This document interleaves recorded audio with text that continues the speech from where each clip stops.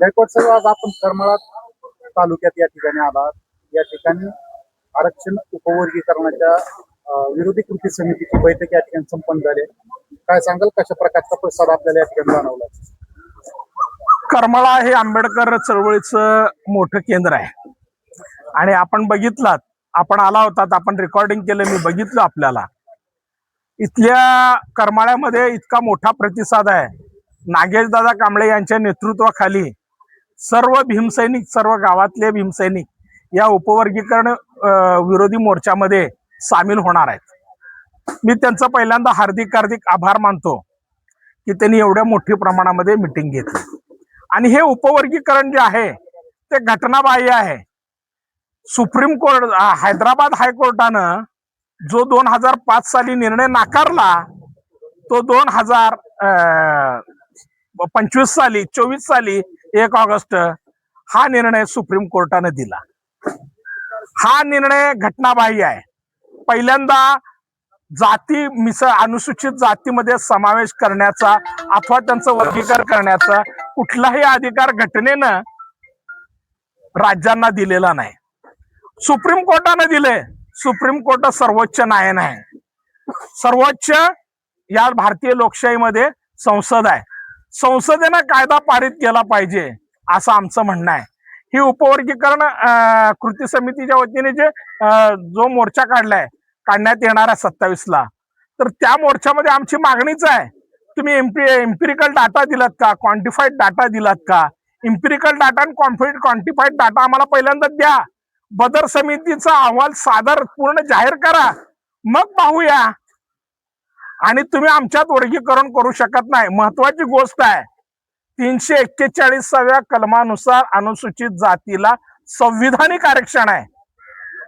340 मध्ये ओबीसींना वैधानिक आरक्षण आहे. 341 मध्ये संविधानिक आरक्षणामध्ये तुम्हाला कुठलाही बदल करता येत नाही.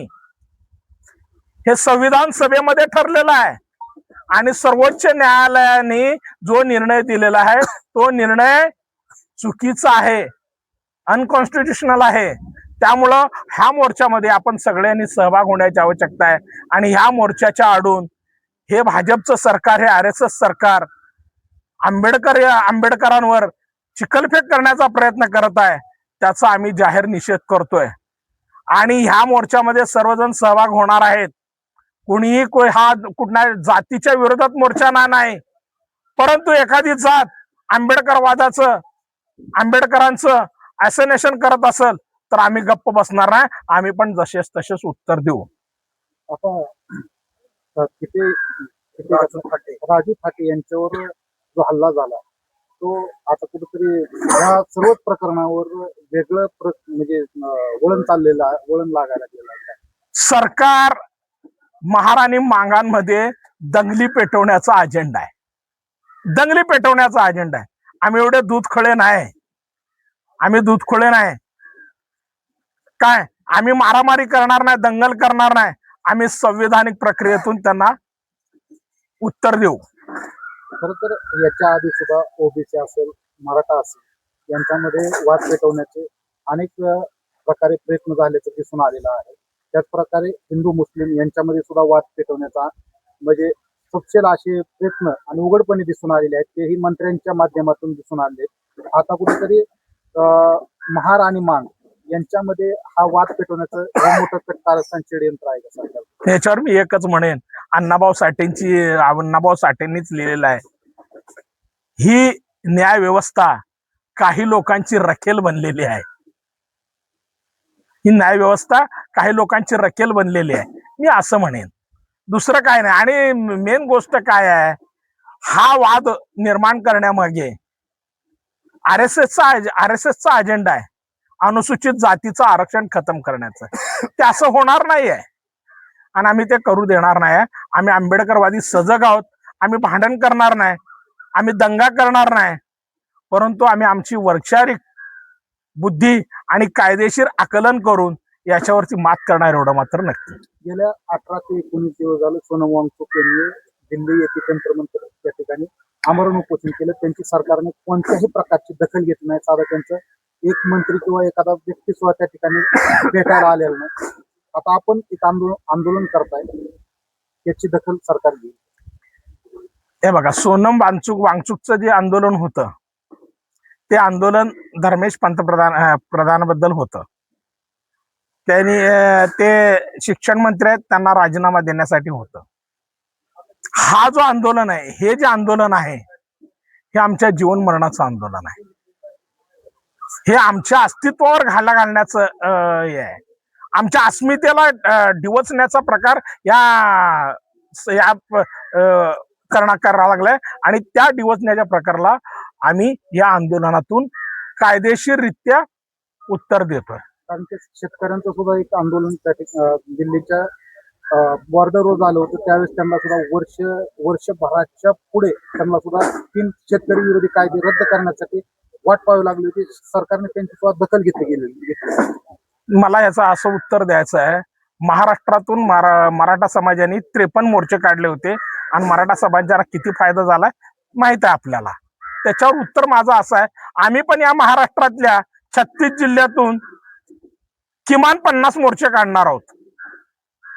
बघू सरकार वाचतंय का आम्ही वाचतंय, आम्हाला पण बघायचंच आहे.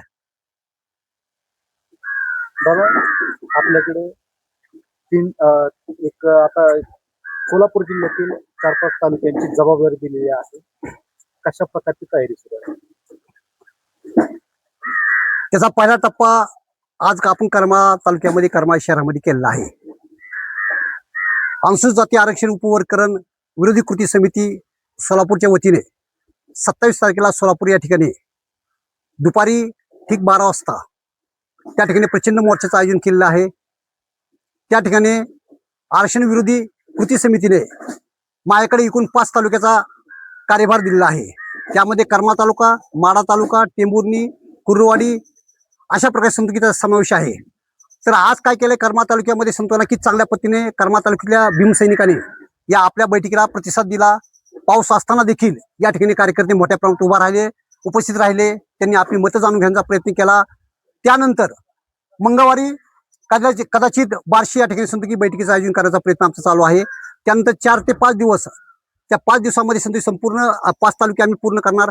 त्यानंतर राहिलेले जे दिवस आहेत ते करमाळा तालुक्यातील सांगतो ना की साधारणतः 30 ते 40 गावामध्ये सांगतो की आम्ही फिरण्याचा प्रयत्न करणार. त्या ठिकाणी बैठकी घेण्याचा प्रयत्न करणार. त्या ठिकाणी बैठकीचं नियोजन करणार. हा जो मोर्चा आहे, हा मोर्चा यशस्वी करण्यासाठी करमाळा तालुक्यातून प्रचंड मोठ्या प्रमाणात कार्यकर्ते निघण्यासाठी सांगतो की आम्ही प्रयत्न करणार आहोत. कालच सांगतो की आम्ही 20 गाड्याला प्रत्येकी तुम्हाला सांगतो की त्या ठिकाणी 1000 रुपये, याप्रमाणे 20,000 रुपये त्यांना काय केलं, आम्ही ॲडव्हान्स दिलेला आहे. सांगतो आम्ही केलेल्या ज्या गाड्या आहेत त्या सर्व क्रुझर गाड्या आहेत. बारीक गाडी आम्ही त्या ठिकाणी केली नाही, सगळ्या क्रुझर गाड्या आहेत. आणि त्या क्रुझर गाड्यामध्ये सांगतो की प्रत्येकी 14 जण, ड्रायव्हर 1 आणि 13 कार्यकर्ते असे तुम्हाला त्या ठिकाणी सहभागी होणार आहेत. त्यांना त्या गाडीमध्येच आम्ही 3 चपात्या, बटाट्याची भाजी, शेंगदाण्याची चटणी आणि कांदा अशी पॅकेज करून तुम्हाला त्या गाडीमध्ये आम्ही ठेवणार आहेत. अशा प्रकारे सांगतो की आमची करमाळ्यामध्ये जवळजवळ सांगतो ना की 50 ते 60% ही तुम्हाला की आमची तयारी झालेली आहे. साधारणतः तुम्हाला सांगतो की 20 गाड्याच्या माध्यमातून साधारणतः सांगतो 200 कार्यकर्ते सांगतो की आज आमची तयार आहेत. अजून ॲडव्हान्स मध्ये सांगतो की आम्ही अजून काही गाड्या बुक केल्या आहेत. सांगतो त्याचं नियोजन आमचं आता पुढे चालणार आहे. सोलापूर येथील मोर्चामध्ये किती प्रमाणात लोक सहभागी होते? आंदोलन किती? लाखोचा मोर्चा 100%. हा, लाखोचा. करमाळ्यातून सांगतो ते 20 गाड्या मी फायनल केलेल्या आहेत सांगतो. आणि करमाळा तालुक्यातला सांगतो ना की ग्रामीण भागामध्ये जाणार आहेत सांगतो त्यांना थेट करमाळ्याला येणं सांगतो का अवघड आहे. उदाहरणार्थ कंदर झालं सांगतो, चिकलठाण झालं, कुगा झालं, त्यांना सांगतो की टिंबुर्णी मार्गे सोलापूरला जाणं सोपं आहे. त्यामुळे ग्रामीण भागात सांगतो की अजून किती गाड्या निघतील त्याचं काय आम्ही निश्चित असतो की कलेक्शन केलेलं नाही सांगतो. परंतु करमाळा शहरासाठी सांगतो की 20 क्रुझर आम्ही त्या ठिकाणी केलेले आहेत. दादा, करमाळा तालुक्यामध्ये जर पाहिलं तर आपण आपलं कार्य करत असताना सर्व जाती धर्मांसाठी एकत्रितपणे ज्या ठिकाणी अन्याय होतो त्या ठिकाणी आपण उभा राहिलेला आहात. त्या अनुषंगाने ह्या सर्वच या आंदोलनाला, या आपल्या मोर्चाला करमाळा तालुक्यातील किती जातींचा पाठिंबा आहे आणि किती जातीतील लोक किती प्रमाणात सोलापूरसाठी येणार आहे?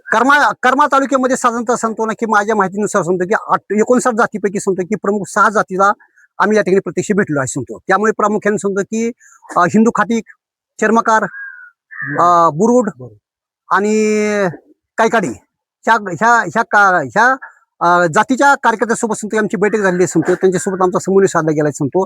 आणि त्यांना पण या ठिकाणी प्रत्येकी एक गाडी आम्ही द्यायचा प्रयत्न करणार आहे सांगतो. 59 जाती जरी असल्या सांगतो कर्मा तालुक्यामध्ये सांगतो त्या प्रचंड अशी जाती सापडत नाही सांगतो.